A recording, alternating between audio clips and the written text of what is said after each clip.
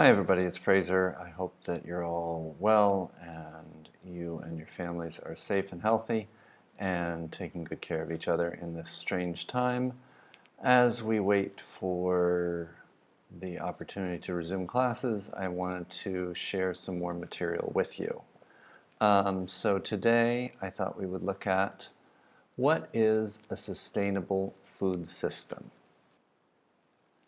When we started off the class, we defined what a food system was. We talked about the different elements, we talked about the farmer, we talked about the consumer, we talked about transportation, logistics, harvesting, we talked about methods of growing food. When we define minimally what a food system is, we can think of a food system as how we bring food from the farm to the table. As we look beyond that, as we look to answering the question, what is a sustainable food system, we can start by looking at what the FAO, the Food and Agriculture Organization, says. They say food systems encompass the entire range of actors and their interlinked value-adding activities involved in the production, aggregation, processing, distribution, consumption, and disposal of food products that originate from agriculture, forestry or fisheries, and parts of the broader economic, societal, and natural environments in which they are embedded. Now, in that, there are a lot of words that are maybe a little complicated, maybe words you don't know, but let's focus on building up our vocabulary in this moment about sustainable food systems. So they say that food systems encompass. So that means to include in a very broad and complete way.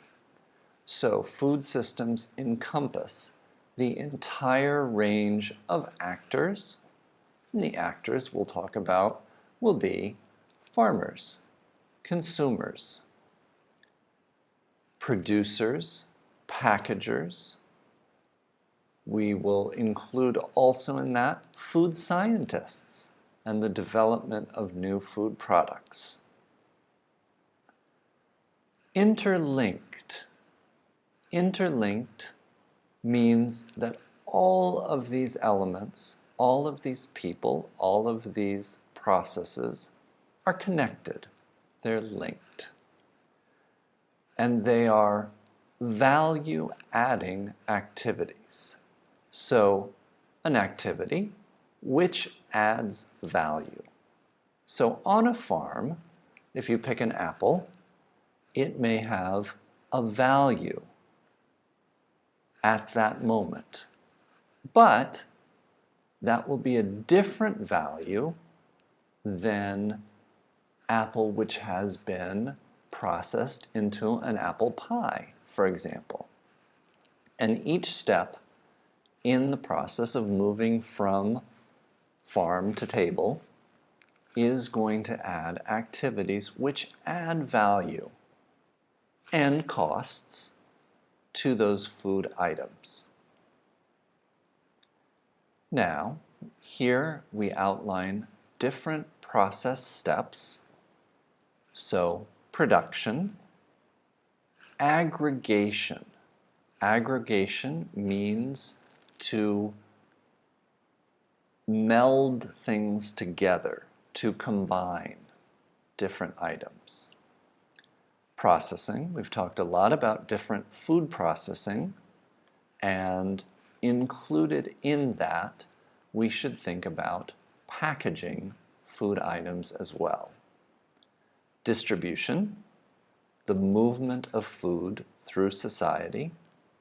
Consumption by the consumer. And disposal. Now, disposal will be both of the parts of a food product which are inedible, that we cannot eat. Unfortunately, this also involves waste.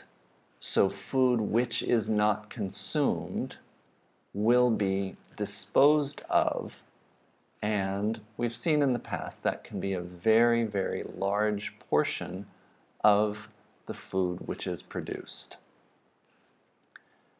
The other word we see here highlighted in red is originate, meaning it comes from. So it comes from agriculture, forestry or fisheries, so forestry, things that take place in the forest, and a fishery, which is the environment in which fish live, and parts of the broader economic, societal, and natural environments in which they are embedded, which means being a part of. Now, continuing along on our definition of what is a sustainable food system, the food system is composed of subsystems, e.g., farming system, waste management system, input supply system, etc., and interacts with other key systems, e.g., energy system, trade system, health system, etc. Therefore, a structural change in the food system might originate from a change in another system. For example, a policy promoting more biofuel in the energy system will have a significant impact on the food system. This is a very interesting example because this is something that has happened more than once in the past. And you see in the United States, specifically, you see the production of corn to make ethanol, which is then added to gasoline in the powering of cars. And that is mandated on a governmental level. So in that case, it is not simply the market creating a demand and farmers meeting that demand, but it is a policy decision on the part of government and therefore on the part of society. If there are words in this section that you don't understand or sentences that you don't understand, pause the video and look up on Reverso or look up on word reference any words that you don't know, and then come back. All right, moving on to the next section. A sustainable food system is a food system that delivers food security and nutrition for all in such a way that the economic, social, and environmental bases to generate food security and nutrition for future generations are not compromised. This means that it is profitable throughout. There's economic sustainability. It has broad-based benefits for society, so societal sustainability, and it has a positive or neutral impact on the natural environment. This is environmental sustainability. So these are three important different perspectives to look at the idea of a sustainable food system through: the economic factor, the social factor, and the ecological or natural environment factor. It also talks about a very important concept, and that important concept is food security. Many people in the world are not food secure, meaning that the food that they will consume is not present in an easily accessible way. And so, improving food security is one of the main important issues in the coming years. The final section of this definition of a sustainable food system is this. A sustainable food system lies at the heart of the United Nations Sustainable Development Goals. Adopted in 2015, the Sustainable Development Goals call for major transformations in agriculture and food systems in order to end hunger, achieve food security, and improve nutrition by 2030. To realize the SDGs, the global food system needs to be reshaped to be more productive, more inclusive of poor and marginalized populations, environmentally sustainable and resilient, and able to deliver healthy and nutritious diets to all. These are complex and systemic challenges that require the combination of interconnected actions at the local, national, regional, and global levels. So as you look at this final paragraph, make sure that you know all of these words, and if you don't know some of these words, I want you to take the time, look them up, write them down, and think about them, because these are all important words for you in your professional career, because these will all be terms that you need to know. So now, I want to ask you, how would you, in your opinion, describe a sustainable food system? In your opinion, what are the most important features? So, why don't you pause this video, think about, for you, what are some of the steps that society can take, some of the actions that farmers and food producers can take, and some steps that consumers can take to create a more sustainable food system. So think about that for a little bit and come back, and I'll give you my opinion.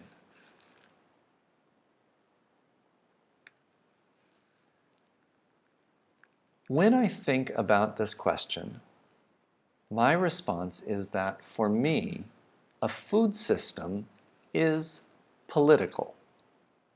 And it starts from a simple observation.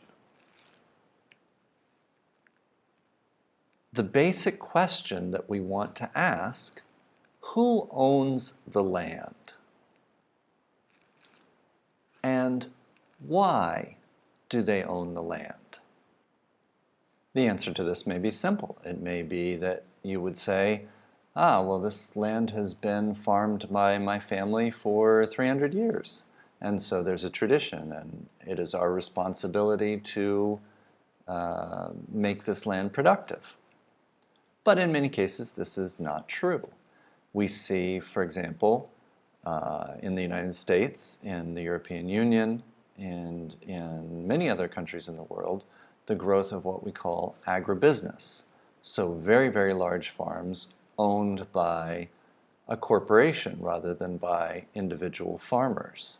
And this has gone hand in hand with some of the destructive factors like monoculture that have seriously reduced the productivity of land and or increased the use of chemical pesticides, etc. As we look at this issue, one thing to note is that the largest European Union budget item is farm subsidies. So these are the payments to farms, farmers, or the businesses that own the land in order to produce food. I'm including a link to an exceptionally interesting article in the New York Times that I suggest you read.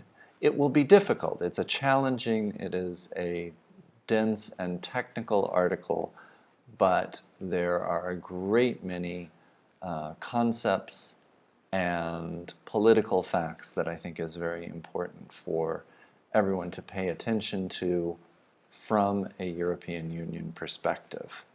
So I will also try to post the text of this article on Ellie. So if you have any problems getting the link to work, you can also look for the text on the Ellie page. This is part of a series of articles in the New York Times that are actually all fascinating. And so if you want to continue to read, you can look at the link that's on the bottom of this page here. I'll also put this follow-up story on Ellie as well, and then within them you can find links to some other articles that they did as well. Then for a different perspective on sustainability, I'd like you to watch this video. This is a video about a chef talking about sustainability. He's Australian. It introduces another type of accent, which I think is good to expose yourself to. Feel free to turn on the closed captioning, the subtitles, so that you can follow along. But I think you'll find it very clear in talking about several different aspects of sustainability from a chef's perspective. So watch that video, let it inform some of your thinking, think about it for vocabulary, and then come on back. Okay, welcome back. So what I would like to leave you with, I'd like to leave you with a little bit of homework. I want you to read page 20 to 22 of Building a Sustainable Business. This will be particularly looking at, of course, building a sustainable farm, and the link for the download to this book is here. And then as you go through that, you'll see that there are several parts where there are questions for somebody who is thinking about launching a sustainable farm, and the different perspectives that you need to have on that. So think about how you would answer those questions for yourself, for your family's business, or for a farm that you know. And we'll continue on the same topic. And so mostly what I want you to do now, of course, is really just stay safe and healthy. Take care of yourself, take care of your families, and I look forward to hearing from you or seeing you sometime soon. Bye.